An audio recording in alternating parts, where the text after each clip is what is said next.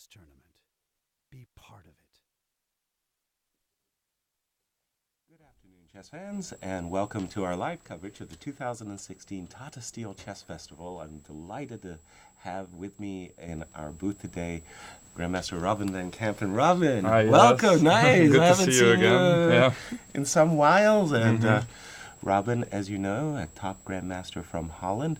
Now we've lost you to the real world. You're at school, huh? Who knows? It might be temporarily, yes, but I'm out there in the real world trying to, to study something else than chess. And I don't have as much time for chess as I used to. That's one of the reasons I'm not playing this year. But I am really excited to be here because we have, as we just looked together, some very exciting matchups. Absolutely. And I still think I might be able to drop a few words of wisdom here and there. So excellent. Our audience is delighted to hear this. First, let's start with our current standings after 6 rounds. We're just going to enter the halfway or past the halfway mark of what, as we know, is a pretty marathon event. Yep. And we have a 3-way tie at the moment. Fabiano Caruana at +2, along with Ling Darren and world champion Magnus Carlsen coming on like a freight train, back-to-back victories. Suddenly he's up there again, right? No question about it. And Wesley So, Hu Yifan, Pavel Elyanov are all at +1. Anish Giri, Wei Yi, who actually drew all of his games, Sergei Karyakin are at 50%, David Navarra -1, Shak Mamidarov -1, Evgeny Tomashevsky, the Russian champion, having a tough tournament at -2, Luke Van Rally -2, and poor friend Mickey at -3. Having a hard time so far, indeed. No question. And today's pairings, like you say, features like you came at just came at the right day, Yasser. The right day. We have David Navarra against Sergei Karyakin, and 2 players who are leading, tied for first, Fabiano Caruana, Ding Liren. Possibly the most important day for the tournament standings today. Exactly. Wei Yi against Wesley So. Wei Yi has not yet won or lost a game. He needs to make a move in the tournament. Shak Mamidarov, Hu Yifan, and the game that we've got, we were salivating over. Exactly. Luke Van Welly versus Anish Giri, the all-Dutch matchup. Luke promising that his ambition, he said before the tournament, was to finish a point ahead of Anish and to beat him in their individual game within 20 moves. Yeah, well, you know what it is, yes. Every single year when Luke and Anish are playing, there's a lot of talk about this game. Right. And for some reason, it seems like Luke, I think last time also had white. And Luke likes to talk the talk, you know. Trash but talk. So far, I'm not sure he's been walking the walk. And today is really one of those days again that we hope that. Actually, I hope to see Luke bring his very best game, and that it's going to turn into a big fight because, of course, there's a little bit more to this game than any other game, really, with all the trash talk involved from Luke's side mostly.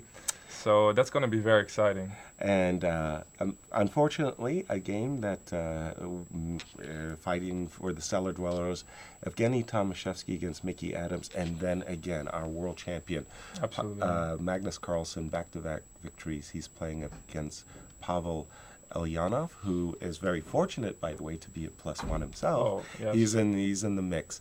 Let's start with the game of the world champion, Pavel versus Magnus Carlsen. And we have d4, knight f6, c4, e6, knight f3, d5, g3. Catalan, which is by no means a surprise. Catalan is a very key part of Pavel's opening as white.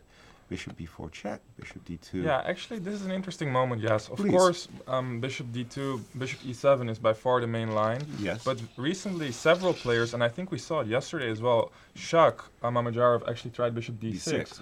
But he's not the only one. Magnus played this in his last game against a slightly weaker opponent. I think it was Kurt Hansen, I think, from Denmark.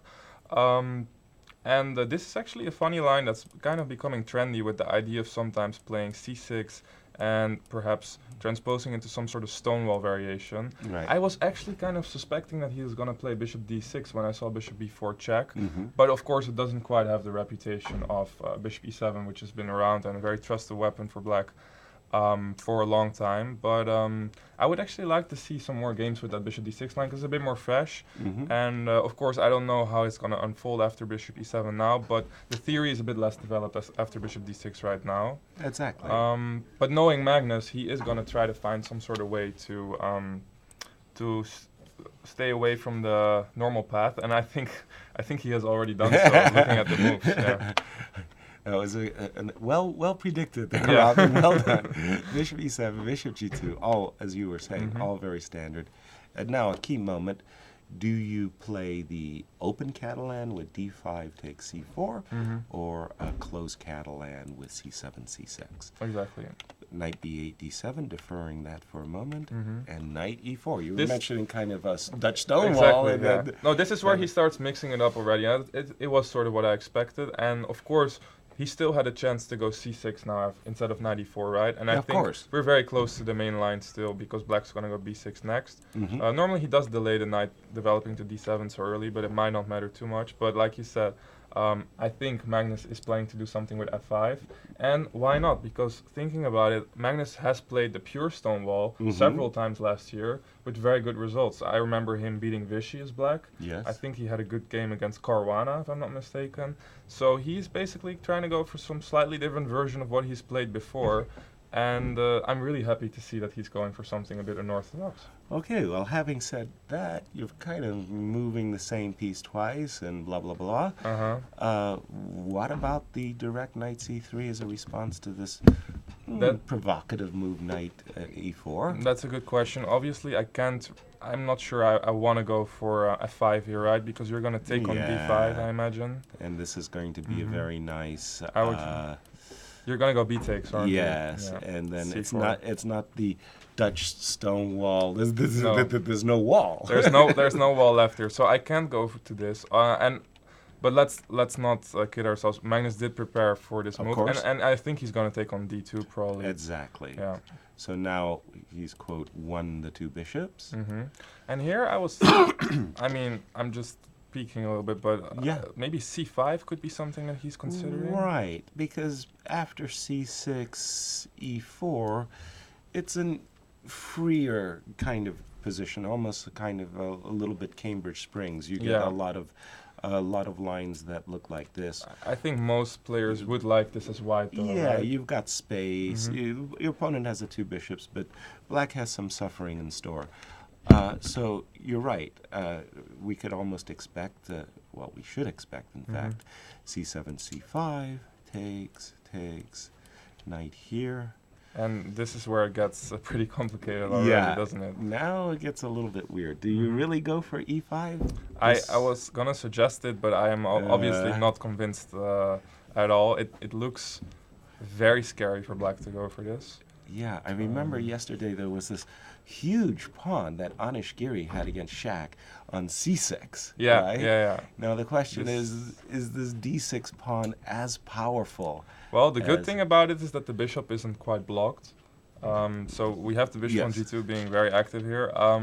At the same time, it could potentially become a little bit more weak than the one from Anish's game on c6, right? Yeah. It's not as well defended. Yeah. Who it knows? Looks scary, though. It looks very scary. Yes. I would imagine that White's development, giving him a freer game.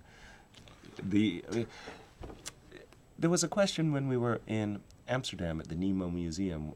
One of the Twitter questions were, who is a dangerous opponent for Magnus? And my answer was everybody, literally everybody. Okay. Because in this tournament, it's not an elite tournament only. There's a mixed field, mixed ratings in the field, and basically Magnus needs something like a +4, +5 just to keep his rating. So true. he has to take risks. And I said, anybody could beat Magnus, including Luke. And would Luke had an opportunity, like, oh my goodness. He did have a big opportunity, actually. Because what Magnus is doing, and I do suspect that we'll see something like this, c5 is a risky undertaking. Pavel is no weak sister. Absolutely not. I lost badly to Pavel in our last game. Really? I think he's a very strong player who no, let's not forget, he actually improved a lot over the last year too. He was around the 2,700 mark, I would say, a bit Yeah. above that. It's 2,760 now, Yasser. He's actually Ooh. in shape. I was actually rooting for him from the start of the tournament just because he's a bit of a fresh face. Right. We haven't seen him as much in tournaments like Wijk aan Zee, and I think he plays very interesting chess. Absolutely. Very enterprising player. So, the world champion Magnus Carlsen, he understands that he's skirting a little bit the borderline when you play knight e4, knight takes d2. You take some tempi to unbalance the position, and it also goes to show his extraordinary self-confidence. Like you say, and, mere mortals like us, like we look and we say, hey man, our guy's 2760, that's a bit too much for 94. Yeah. Like, let's take it easy. But with Magnus says, okay, I don't care who you are. I'm playing for a win. I'm playing for advantage. I'm not just because I'm black settling for a draw. I noticed that Pavel actually he didn't play bishop knight c3, did he? f4, Yeah. which is a rather normal continuation for Catalan, and especially, and we did see the move c6, so we're definitely heading towards a Stonewall territory. So. The question is, who has benefited from the? I think it's a push, right? Bishop b4 check to e7 loses a tempo, but bishop d2 to f4 also loses a tempo. So we're probably transposing into the normal field of Stonewall. The thing is, yes, if I had my bishop on c1, let's say a move ago, I don't think we can quite put it there, but let's imagine it for a second. Right. I'm not sure I would put my bishop to f4 as we see now in this position, because who knows, in that Stonewall structure that might arise now, in the current position, it might fall under some sort of g5 idea one day, right? F5, right. G5. Oh, sure. Very common. I would rather perhaps leave it on c1 for a while, or maybe put it on b2, or even we have that idea with a4, bishop a3 in the Stonewall, which is quite common. So perhaps that's what Magnus is thinking, that yes, he does probably aim for a Stonewall here, but he has provoked White to play bishop f4, and that might allow him some very interesting ideas with f5 and g5 later on in the game. Okay, let's see how that could actually develop. So imagine I were to make, I would say the normal move, knight c3, let's say f5, yeah? Yes. And now I want to give this knight the old boot, yeah? f3. So I've got to make room, so to speak, for my f2 pawn. So I'll go knight e4, knight e5, pardon me. And should you play g5, maybe in this... You will probably take on d7 and play bishop e5. Right. In this position, you didn't achieve exactly what you wanted with the f5, g5. No. If I make an inferior move, however, let's say I play a move, yeah? I was actually going to say, Yasser, that what you just suggested with knight to e5 and f3 is, of course, a very common idea. Sure. The other idea might be pretty typical as well, rook b1, b4, b5. But I'm not quite sure how well it works together with the bishop being on f4. Right. So here at least, let's try rook b1. Here at least we can see that somewhat the teeth of the Dutch Stonewall. They're coming out. Yeah, right? yeah. They're starting to show. They're starting to show. G5. If you're kind of provoking this move. Maybe it's a little premature. It might be premature, yeah. But you see this all the time. I mean, the guy who swings his, queen around. On a good day, rook comes to over. f6 and h6. I mean, I don't know. This is this could be fun, and there's a lot of tactical things. Like, I don't know. Can you actually rip this pawn in this? Probably we can. Probably you can get away with it here. Right. Retreat the knight to h3 if you have to, and go f3 to give it some space again. Exactly. So we can't be too extravagant, but g5 is, as you were saying, a very common idea. Let's go to the game that we salivated over. Exactly. Luke Van Welly versus Anish. Where are they? They're at the bottom. Yes. Okay, and we have a Slav. Slav, yeah. Now, you worked with Anish, and one of the things that I'm really impressed by him is he actually has a very big repertoire. At one time, Oh, he was just absolutely. Grunfeld man and stuff like this. Now he's got a broad repertoire. I He can would play say- just about everything. Yeah, I can't would he? say he has his sort of periods where he likes to play the same thing a lot, and then generally speaking, in that period, he's slowly but surely starting to become the expert of the system. But especially nowadays, he really likes to mix things up, and well, he does have quite a bit of experience in many openings. Slav has been in his arsenal for a very long time by now, and I'm not surprised to see it. I actually like the way this opening is unfolding because, as you can see, Luke is chasing the bishop with h3, g4, which is quite Right. aggressive. It Right. is, of course, the common theory as well. Right. But it does mean that there might be some interesting, at least positional, things taking place in the future. Obviously, he's going to take the bishop on g6. Right. Black's going to recapture with the h-pawn, and now White generally wants to do something like queen e2, bishop g2, bishop d2, then see which side he wants the castle to. Right.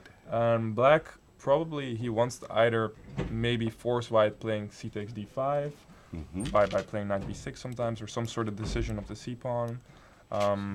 He can go for either bishop d6 or bishop e7, and also he has that general dark square strategy going on with playing g5 eventually. That's why very often White decides to go for g5 himself. I think it's even been played in this position. So like I said, it's I think it's a very positional game at this point, but there have been games in these types of structure that really unfold into some very tactical, interesting fights. I must say that for me, the really supreme player on the white side of this has been Veselin Topalov. He Yeah. played a number of games against Vladimir Kramnik, who, as we know, is really well prepared. And Veselin played all kinds of, he took all kinds of approaches, rook b1, bishop d2, and He's he tried about anything, loves, hasn't he? he Yeah. loves just this two bishops, and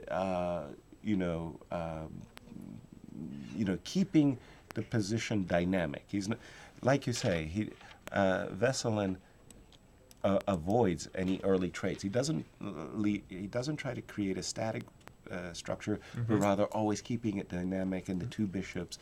And one game from their match was especially impressive that he won as White when the two Yeah. bishops developed. I It was just remember that, yeah. It was just like a beautiful flowering treatment. No, Vladimir Kramnik won't like to remember that. No, I would say, Yasser, that in my experience playing this, mostly from the black side back in the day, it's not part of my repertoire anymore, but I always felt that the moves come a little easier for White, for black in a way. But if you understand this well as White, and you know your plans, and you know how to react to several setups of black, then this can be a very dangerous weapon. Yeah, absolutely. You can really fight for an advantage here. Yeah, and in a bad case, somehow White gets a grip on the position, right? You know, G4, G5, H4.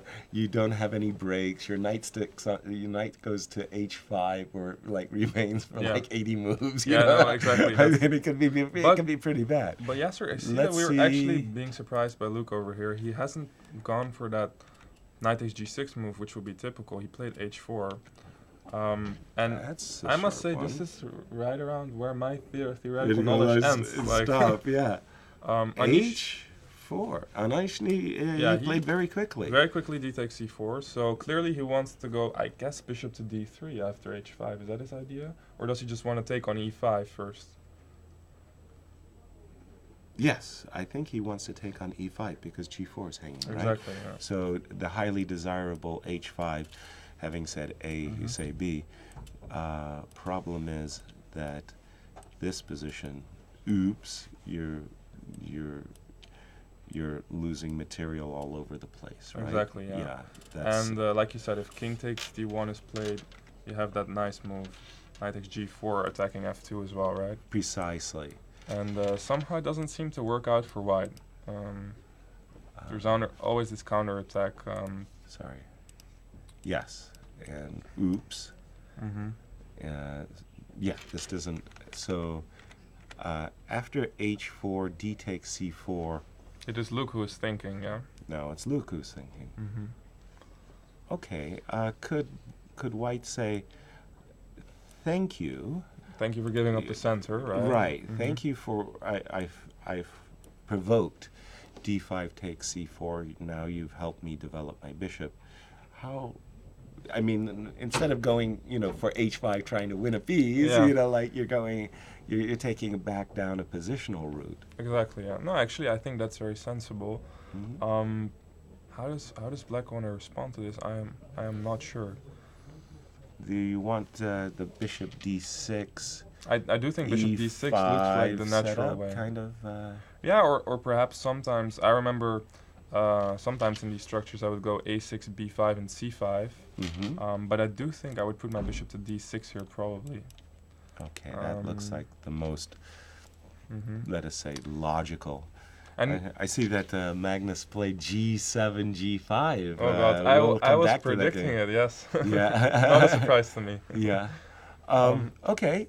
I'm a space invaders kind of guy. Give me some space. Well, I think I'll go knight to d5. I don't want to voluntarily go to h5. Right, and so we get this sort of position. Yeah. Okay, I've taken a lot of responsibility by further advancing than the center. Maybe it's a little bit double-edged, but on the other hand, okay, I've got a lot of space, and one day h4, h5 may be quite upsetting when Black isn't ready to meet. The one thing is, yes, I do not think that Black is going to consider short castle anytime soon. No.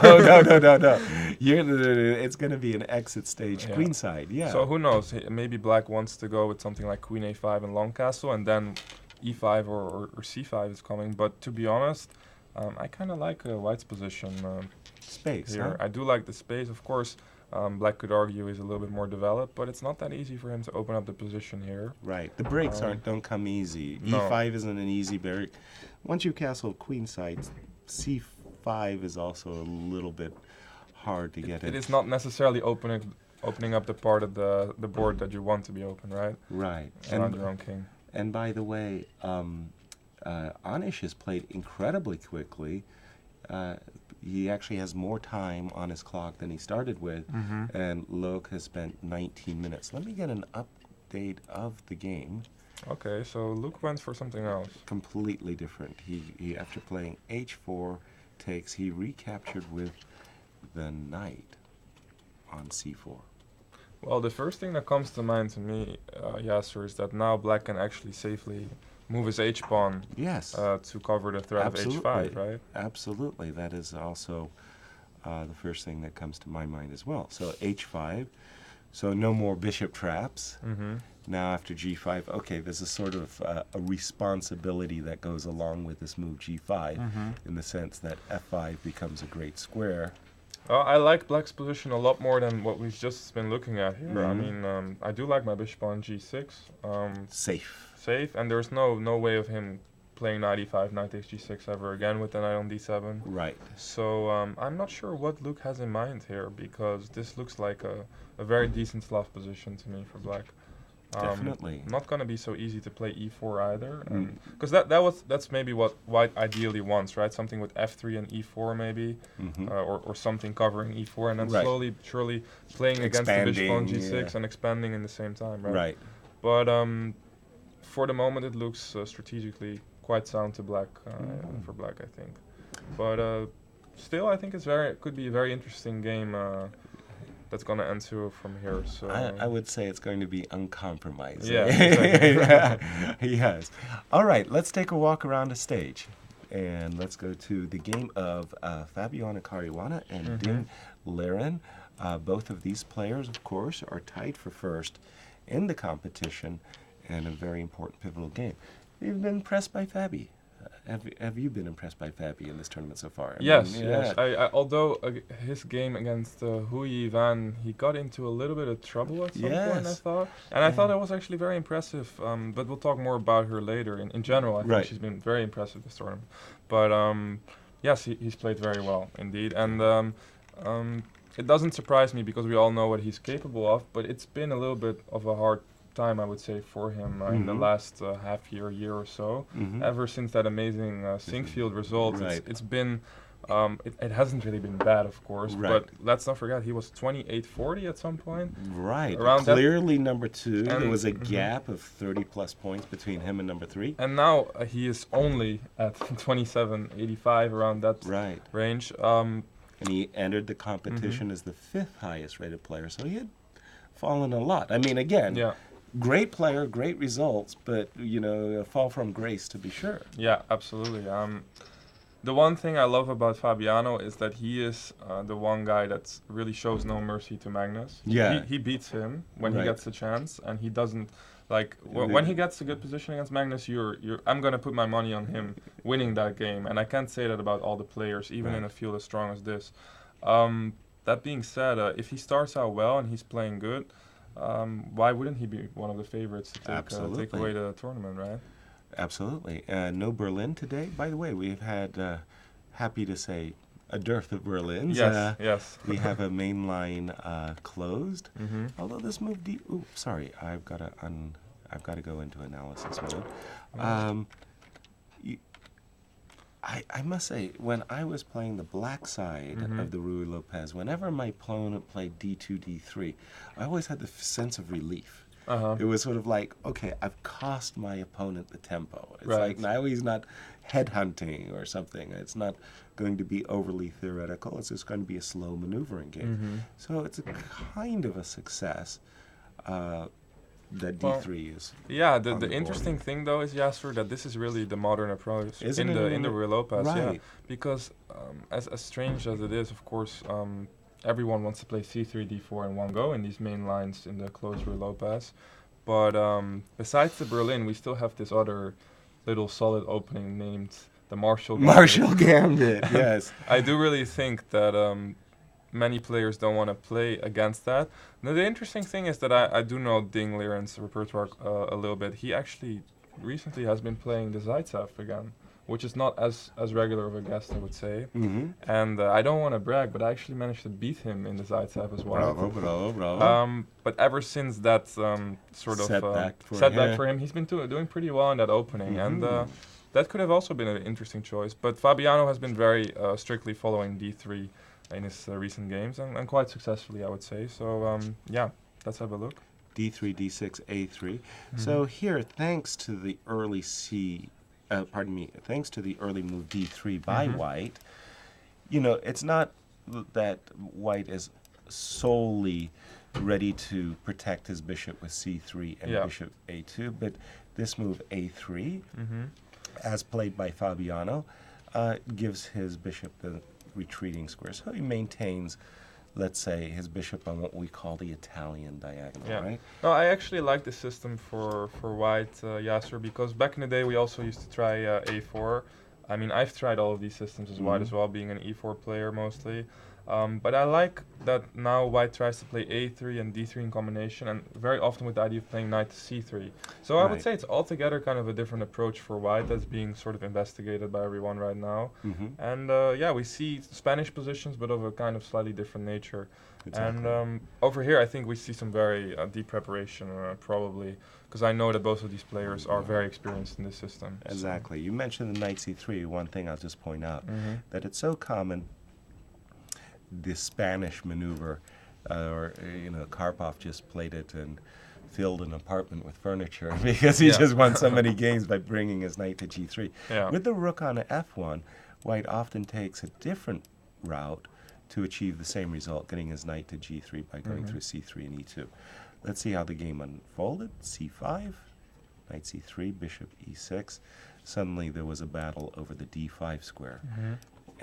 And one thing is interesting, I think, that bishop e6 actually makes, to me, it makes a lot more sense when knight c3 is played, because very often if you go bishop e6 in these structures with the knight still on b1, black players are a little bit hesitant to do it because white can still go for that c3, d4 plan.